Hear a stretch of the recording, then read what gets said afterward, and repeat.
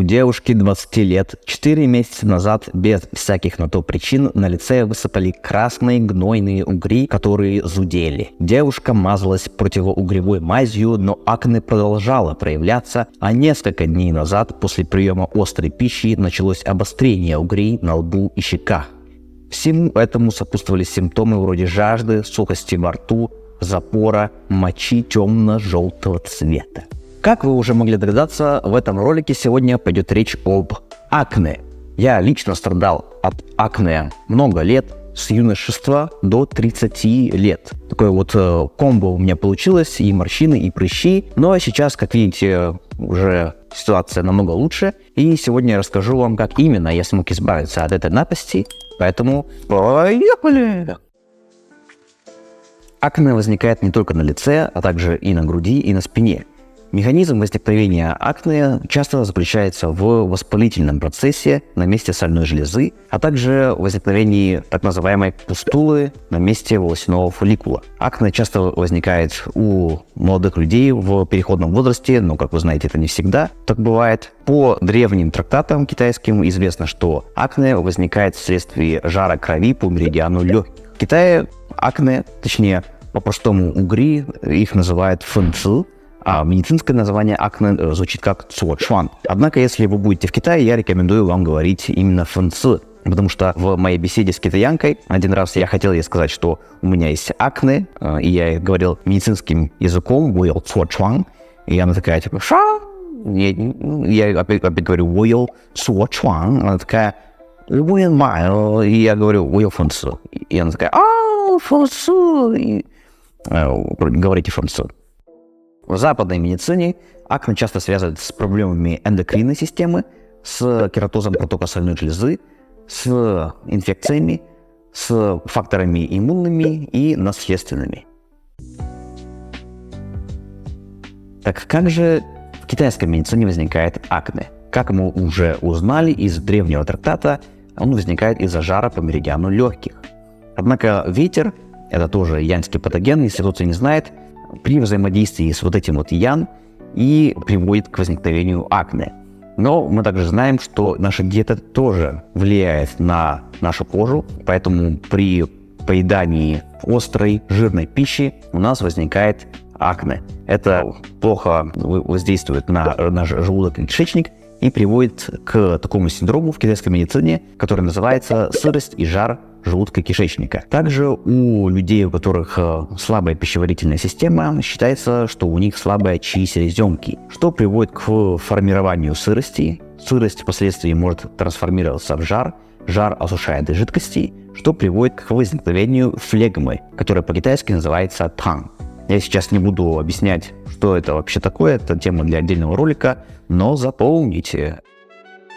Итак, кроме самих угрей, акне можно отличить также и по возникновению шрамов, которые вы позже можете увидеть на моем нецелованном личике. Кроме того, могут возникнуть такие конгломатные угри, то есть означает, что инфекция проникла глубже. Кроме этого, можно увидеть такие красные или фиолетовые узлы, кисты, абсцессы, в худшем случае свищ или фистулы их еще называют. У девушек акне может сопровождаться нерегулярными менструациями. В таком случае их часто направляют на исследование половых гормонов. Но есть заболевания, которые нужно отличать от акне, но которые очень похожи на акне. Во-первых, это розацея. Розацея – это тоже такие вот угри, которые появляются в основном на кончике носа, на крыльях носа, на щеках, на лбу, но появляются они в основном уже у людей среднего возраста и выше, в отличие от акне. Также отличается отсутствие таких черных точек, которые характерны для некоторых видов акне. И также часто розацея сопутствует гиперемия и расширение капилляров. Во-вторых, нужно отличать акне от профессионального акне. Это такое акне, которое возникает часто у людей, которые работают с асфальтом, со смолой, с бензином. И отличается оно необычным местоположением, потому что возникает в основном на тыльной стороне руки, на предплечьях и даже на локтях. В-третьих, это миллиардно диссеминированная волчанка лица, которая отличается такими красными фиолетовыми узлами, возникающими на щеках, на носогубной складке и даже на веках. причем симметрично. Тоже чаще встречается у людей более таких взрослых, и можно ее отличить с помощью диаскопии, где выделяется такой яблочный цвет желе. Теперь, когда мы знаем причины акне, мы можем их лечить. А лечим мы их в соответствии с синдромами. И первый синдром – это, как вы уже знаете, жар и ветер в меридиане легких. Это может проявляться красными угрями, которые могут болеть, могут зудеть, могут быть даже гнойники, а также может быть жажда, запор, аллергия с темным цветом мочи, язык красный, налет желтый, прям типичные проявления жара, пульс скользкий или струнный. В этом случае назначают отвар пипатинфеин со следующими модификациями, которые вы можете увидеть на экране. Если вам очень интересно, нажмите паузу и поглядите там. Второй синдром – это сырость и жар в желудке и кишечнике. Тоже отличается такими темными или красными фиолетовыми прыщами, которые могут болеть. Также может быть плохой запах изо рта, жирная кожа лица, груди и спины, запор, жажда, темная моча, то же самое. Красный язык, желтый и, обратите внимание, жирный налет, потому что именно жирный налет – это проявление сырости. Также скользкий пульс и быстрый пульс. Скользкий – это потому что сырость, быстрый – потому что жар. В этом случае назначается отвар Иншин Хаотан со следующими модификациями. Та-дам! Про этот отвар я еще поподробнее поговорю. И третий синдром, самый тяжелый и самый последний из всех – это синдром застоя флегмы и сырости, который отличается темной красной кожей лица. Также может быть тут у нас узлы, кисты, абсцессы, шрамы, свищи. То есть все это очень трудно лечится. Язык темно-красный, налет жирный, желтый, пульс скользкий, струнный. И в этом случае назначается очень известный рецепт против флегмы и сырости под названием Ар-Чун-Тан вместе с Тяо-Хо-Цу-Тан с следующими модификациями, которые вы можете видеть здесь. Та-дам! Теперь, дамы и господа, я расскажу вам свою историю лечения акне, как я добился таких успехов. Во-первых, я по симптомам понял свой синдром. Это синдром сырости и жара желудка и кишечника. Поэтому на Taobao, такой китайский сайт, я заказал себе Иншин Хаотан, такой отвар, который я упоминал ранее.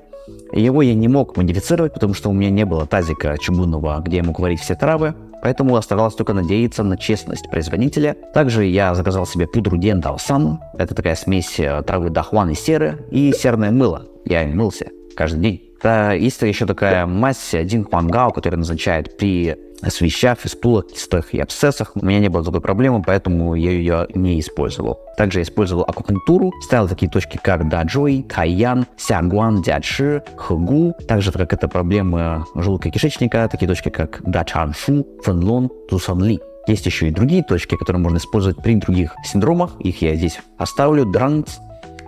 И идем дальше. Я еще использовал аурикулотерапию, то есть ставил точки себе в ухо. А это довольно трудная задача, потому что ухо, я же и не вижу ее своими глазами, да. И я использовал следующие точки, если вам это тоже интересно. Это точки легких, точки симпатической системы, эндокринной системы, точки лба, точки щек, точки мозга.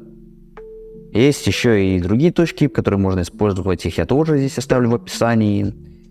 И идем дальше. Также я попросил своего знакомого сделать мне кровопускание из точек Даджуй и Фэйшу. И как раз таки после кровопускания с банками я почувствовал какое-то облегчение симптомов, то есть акне стало меньше. И вот такое вот лечение я продолжал в течение 2 недель, может быть даже больше. И мне грустно это говорить, но я не ощутил сильного эффекта от лечения. Я буду с вами честен, предельно честен, но и у меня есть объяснение этому. Объяснение в том, что вот этот отвар Иншин Хаотан, он известен тем, что это отвар, который часто используется для лечения постжелтушных состояний. А при чем здесь желтуха и акне? Казалось бы, вообще ни при чем. Но здесь особенность заключается в синдроме. А синдром у нас что? Сырость и жар. То есть здесь акцент ставится не на симптомах, и даже не на самом заболевании, что это акне, а именно на синдроме. И смысл писать было этот отвар в том, чтобы ученики, студенты, они могли думать не согласно симптомам, а согласно синдрому. А также они должны были уметь модифицировать рецепт. А модифицировать его можно так, что от изначального рецепта ничего не останется.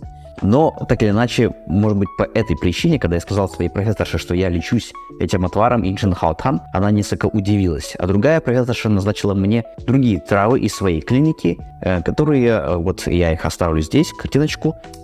И именно вот эти травы, когда я их пропил, уже спустя первую неделю акне исчезло. Но на этом моя история лечения акне не заканчивается. Когда я переехал из Китая в Болгарию, возможно, из-за смены диеты, акне снова вернулось и даже в более обостренном виде. В этот раз я решил прибегнуть к методам западной медицины и обнаружилось, что причина акне – это такая бактерия, которая очень резистентна к антибиотикам, поэтому я мог мазаться только одним, лишь только видом антибиотика. Но это ни к чему не привело, никакого результата от антибиотика не было, поэтому мне оставалось только лечить другими способами, и я успешно смог решить этот вопрос через ретиноиды, витамины групп А и В, а также цинкосодержащие препараты. Но хочу вам сказать, что это вот лично моя история. Если мне это помогло, возможно, вам поможет что-то еще. Но я надеюсь, что вот эта вся информация, которую я вам сказал, она вам будет полезна. И помните, что профилактика лучше лечения. Поэтому регулярно мойте свое лицо теплой водой от 2 до 4 раз в день в зависимости от жирности кожи. Не ешьте слишком много сладкого, жирного, острого, а также не пейте слишком много алкоголя. Следите за проходимостью кишечника. Девушкам не нужно слишком много накладывать косметики, чтобы не закупорить свои поры. А также, если у вас есть акне, не трогайте его руками, чтобы не распространить воспаление по лицу и не оставить шрамы. Это был я, и я ухожу.